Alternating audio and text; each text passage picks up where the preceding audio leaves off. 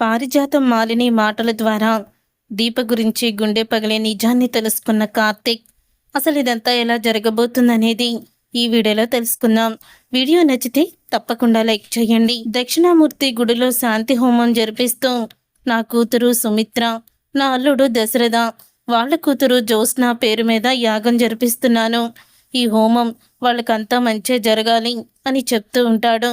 అప్పుడే ఇక శివనారాయణ హోమం దగ్గరికి వెళ్ళి, ఏంటి అసలు నా కొడుకు కోడలు పేరు మీద నువ్వు హోమం జరిపించడం ఏంటి అని అడుగుతూ ఉంటాడు. అప్పుడే ఇక ఇది శాంతి హోమం, నా కూతురు అల్లుడు పేరు మీద జరిపిస్తున్నాను, అడగడానికి నీకు అర్హత లేదు అని శివనారాయణని అంటాడు. నాకుంది కదా, నా పేరు మీద, నా భర్త పేరు మీద, నా కూతురు పేరు మీద హోమం జరిపించమని ఎవరు చెప్పారు? మా పర్మిషన్ లేకుండా మా పేర్లతో ఎవరు హోమం జరిపించమన్నారు అని అడుగుతూ ఉంటుంది సుమిత్ర. అప్పుడే ఇక మాలిని, ఎలా ఉన్నావు సుమిత్ర అని అడుగుతూ ఉంటుంది. ఇక సుమిత్ర మాలిని పలకరించినా కూడా సుమిత్ర మాట్లాడదు. అప్పుడే ఇక దక్షిణామూర్తి, నువ్వు ప్రాణాపాయి నుంచి బయటపడ్డావు, అందుకనేనమ్మా ఈ హోమం అని అంటూ ఉంటాడు. నా తండ్రి ఎప్పుడో చనిపోయాడని నేను అనుకున్నప్పుడు కూతురు కూడా చనిపోయిందని ఎందుకు అనుకోవడం లేదు అనుకొని ఇక ఈ హోమం జరిపించకుండా ఉండాల్సింది అని సుమిత్ర అనడంతో, ఏంటి సుమిత్ర మాటలు, ఎందుకిలా నువ్వు మారిపోయావు? అసలు మీ నాన్నంటే నువ్వు ఎంత ఇష్టంగా ఉండేదానివి, నీలో ఇంత పెద్ద మార్పా అని మాలిని అంటుంది. అప్పుడే ఇక ఆ మాట విని సుమిత్ర, ఒకప్పుడు మా నాన్న నన్ను ఎంతగానో ప్రేమించేవాడు, నేనే మాట అడిగినా కూడా కాదనుకున్నా, నేనేది అడిగినా తీసుకొచ్చి ఇచ్చేవాడు. ఆ నాన్న ఇప్పుడు లేడు, చచ్చిపోయాడు. ఎప్పుడైతే ఆయన మాకు నమ్మక ద్రోహం చేశాడో ఆ రోజు ఆయన్ని మేము పూర్తిగా మర్చిపోయాము అని సుమిత్ర అంటుంది.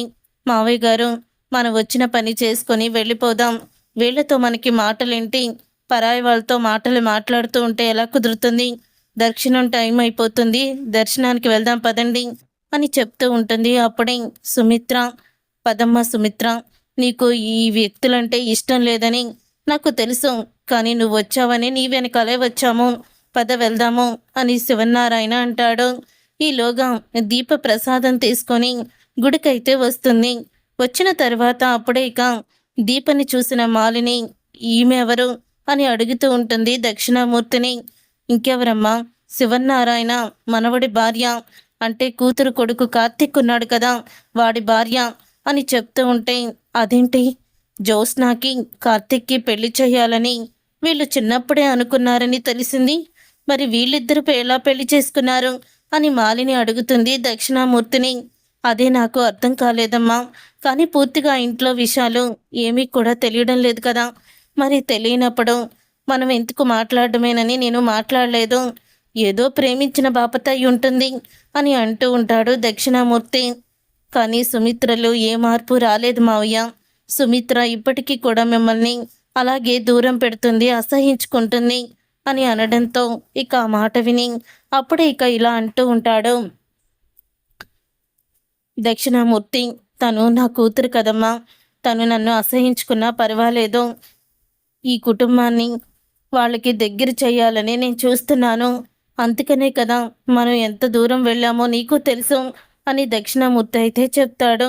తర్వాత పారిజాతం మాలినిని చూస్తూ ఉంటుంది. అదేంటి గ్రాని, నువ్వేంటి ఆవిడ వంకే చూస్తూ ఉండిపోయావు, ఏం జరిగింది అని అడుగుతూ ఉంటే, ఏం లేదు, నాకు ఆ మాలిని అంటేనే భయం, అది మామూలు ఆడదు కాదు అని చెప్తూ ఉంటుంది పారిజాతం జ్యోత్స్నాతో. ఏంటి మనకన్నా గొప్పదా అని జ్యోత్స్న అనడంతో, అసలు నువ్వేం సరిపోతావే ఆ మాలిని ముందు, అది మామూలు ఆడదు కాదు, దక్షిణామూర్తిని నమ్మించి మోసం చేస్తుంది, అలాంటిది మనము లెక్క, అయినా మనం ఈ అబద్ధాలు ఆడతాం, కానీ ఇలా నమ్మించి మోసం చేయడం అనేది మనకి చేత కాదు. కానీ ఆ మాలిని ఎలాంటిది అనుకుంటున్నావు, అసలు ఆ మాలిని చూస్తుంటేనే భయమేస్తుంది అని పారిజాతం అనడంతో, లేదు గ్రాని, నువ్వేదో ఆవిడతో నీకు ఏదో ఒక గొడవ అయినట్టు, అందుకనే ఆవిడని చూసి ఆవిడెక్కడ నిజం చెప్పేస్తుందా అని భయపడుతున్నట్టు నాకు అనిపించింది అని జ్యోత్స్న అనడంతో, జ్యోత్స్న మాటలకి అప్పుడే అంటూ ఉంటుంది పారిజాతం, ముందు దేవుడికి మొక్కు తీర్చుకున్నాం పదా, తర్వాత వీళ్ళ గురించి ఆలోచిద్దాము అని చెప్తూ ఉంటుంది పారిజాతం. ఇంతలో పారిజాతం వెళ్తూ ఉండగా మాలిని అయితే పిలుస్తుంది పారిజాతాన్ని. అప్పుడే ఇక పారిజాతం ఈ మాలిని నేను అనుకున్నట్టే నన్ను పక్కకి పిలుస్తుంది. ఇప్పుడేం చెయ్యాలి అని ఆలోచిస్తూ ఉంటుంది. పక్కకి వెళ్తుంది పారిజాతం. పారిజాతం మాలినితో ఇలా అంటూ ఉంటుంది. ఎలా ఉన్నావు మాలిని అని అనంగాల్ని, నేను బానే ఉన్నాను పారిజాతం గారు, మీరెలా ఉన్నారు అని అడుగుతూ ఉంటుంది. నేను బానే ఉన్నాను. ఏంటి కథలు, ఆ రోజు నేను చెప్పింది చేశారా అని అంటూ ఉంటుంది. అప్పుడే మాలిని, నువ్వు చెప్పినట్టే చేశాను కదా, పిల్లల్ని మార్చేశాను అని పారిజాతం అనడంతో, పిల్లల్ని మార్చారు కానీ ఆ తర్వాత ఏం జరిగింది అని అడుగుతూ ఉంటుంది. అప్పుడే మాలిని, ఏం జరిగింది, ఏమీ జరగలేదు అని అనడంతో, అసలు వారసురాలు బ్రతికే ఉంది కదా అని మాలిని అనడంతో షాక్ అయిపోతూ ఉంటుంది. అప్పుడే పారిజాతం ఇక షాక్ అయిపోతూ, మీరు అనుకున్నదేమీ కాదు అని అనగానే, నీ గురించి నాకు తెలియదనుకుంటున్నావా, ఆ రోజు సుమిత్రకి వచ్చే ఆస్తిని మా మామగారు సుమిత్ర బిడ్డకి రాయాలని అనుకున్నారు. అందుకని ఆ బిడ్డ భూమి మీద పడకూడదని నేను అనుకున్నాను. నీకు సలహా ఇచ్చాను ఆ బిడ్డని దూరం చేయమని. లేకపోతే ఆస్తి మొత్తం ఆ పుట్టే వాళ్ళకి వెళ్ళిపోతుంది, నీ కొడుకు రాదని చెప్పాను. కానీ నువ్వు ఆ రోజు పిల్లల్ని మార్చలేదు కాబట్టే కదా ఇప్పుడు అసలు వారసురాలు జ్యోత్స్న ఇక్కడే ఉంది అని అంటూ ఉంటే, అప్పుడే ఇక పారిజాతం ఇలా అంటుంది. లేదు, ఆ రోజు నేను పిల్లల్ని మార్చేశాను. కానీ తర్వాత ఏం జరిగిందో, మరి జ్యోత్స్న ఎక్కడి నుంచి వచ్చిందో నాకు తెలీదు అని అంటూ ఉంటే, ఆ మాట విని మాలిని, నీ మాటలో ఏదో నాకు తేడా కనిపిస్తుంది అని అంటూ ఉంటుంది. చూడు, నేను విషం కక్కుతున్న తాచుపాముని, నాతో మాత్రం నువ్వు అబద్ధాలు ఆడొద్దు.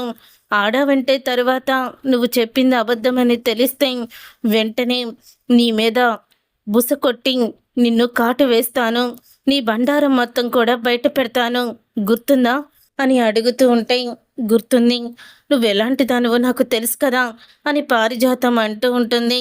తెలుసు కదా, కళ్ళారా చూసావు. ఆ రోజు మా అత్తయ్య గారు సుమిత్రని చూడ్డానికి వస్తే మనిద్దరి మాటలు ఆవిడ వినేసింది. పాపని మార్చేస్తున్నామన్న సంగతి ఆవిడకి తెలిసిపోయి నిజం చెప్పడానికి తను వెళ్ళబోతూ ఉండగా అప్పుడే కదా ఆమెని కారుతో గుద్దేసి చంపించేశాము. అలాంటిది మా సొంత అత్తగారిని నేను నా గురించి బయటపడుతుందంటేనే నేను ఆలోచించలేదు. అలాంటిది నువ్వు ఇప్పుడు నాతోనే ఇన్ని ఆటలు ఆడుకుంటున్నావా అని అడుగుతూ ఉంటే, చూడండి, నేనేమి మాలిని, నేనేమి కావాలని నాటకాలు ఆడడం లేదు. కానీ ఒక్క మాట చెప్తాను విను. జ్యోత్స్న మాత్రం ఈ ఇంటి అసలు వారసురాలు కాదు. తనెవ్వరూ కూడా నాకు తెలియదు. ఆ రోజు బిడ్డని మాయం చేయడానికి సైదులకి నువ్వు డబ్బులిస్తే నేను వాడి చేతిలో పిల్లని పెట్టాను. ఆ తర్వాత మళ్ళీ నేను లోపలికి వచ్చేసరికి మరి ఆడపిల్ల ఎలా వచ్చిందో తెలియదు, కానీ ఈ జ్యోత్స్న సుమిత్ర వడిలో ఉంది. ఎవరో తీసుకుని వచ్చారా అని నాకు అనుమానం వచ్చింది. సరే, ఆ పిల్లను కూడా తీసేద్దామని అనుకున్న తర్వాత అప్పుడే ఇక శివనారాయణ వీళ్ళందరూ వచ్చేశారు. ఇంకా ఆ పిల్లని దూరం చేయడం నా వల్ల కాలేదు అని అంటూ ఉంటుంది. అప్పుడే ఇక మాలిని చెప్తూ ఉంటుంది, చూడు, అందుకనే నేను మరో నిర్ణయానికి వచ్చాను. ఈ ఇంటి వారసురాలు జ్యోత్స్నాని నా కొడుకుకిచ్చి పెళ్లి చేయడానికి నువ్వే ఇంట్లో వాళ్ళని ఒప్పించాలి. వీళ్ళిద్దరూ పెళ్లి చెయ్యాలి. నువ్వు ఒప్పిస్తావని నాకు తెలుసు అని షాకిస్తూ ఉంటుంది మాలిని. ఇదేంటి, నా మీద మళ్ళీ ఇంకో బాధ్యత పెట్టావా? నా వల్ల కాదు అని అంటూ ఉంటే, నీ వల్ల అవుతుంది, నేనున్నాను కదా. లేకపోతే ఆ రోజు బిడ్డల్ని మార్చేశావని శివనారాయణ ఇంటి వారసురాలు ఎక్కడుందో కూడా నాకు తెలియదని చెప్పేస్తాను. మొత్తం నువ్వు చేసావని నీ మీదకి నెడతాను అని అనగానే, వద్దు, ఆ పని మాత్రం చెయ్యొద్దు, నువ్వు చెప్పినట్టే చేస్తాను అని పారిజాతం మాలినికి భయపడి మాట్లాడుతూ ఉంటుంది. ఇక మాలిని పారిజాతం ఇద్దరు మాట్లాడుకునే మాటలన్నీ కార్తీక్ వినేస్తాడు. ఇక కార్తీక్ వినేసి, అంటే ఆ రోజు పారు పిల్లల్ని మార్చడానికి అసలు కారణం ఇదన్నమాట. ఈ మాలిని ఆ రోజు అత్తయ్యకు పుట్టే బిడ్డ వల్ల తనకి ఆస్తి రాదని అత్తయ్య బిడ్డని చంపేమందా, ఎంత దుర్మార్గురాలు అని మొత్తం నిజాలు తెలుసుకొని షాక్ అయిపోతూ ఉంటాడు కార్తీక్. చూసారుగా ఫ్రెండ్స్, రాబోయే కథలో ఖచ్చితంగా ఇలాగే జరగబోతుంది. మరి ఇలాగే జరగాలని మీరైతే కోరుకుంటున్నారా? అయితే వీడియోని తప్పకుండా లైక్ చేసి ఛానల్ని సబ్స్క్రైబ్ చేసుకొని పక్కనే ఉన్న గంట సింబలపై ఆలని క్లిక్ చేయండి. అప్పుడే మేము పెట్టే ప్రతి వీడియో మీరు మిస్ కాకుండా చూసేవచ్చు.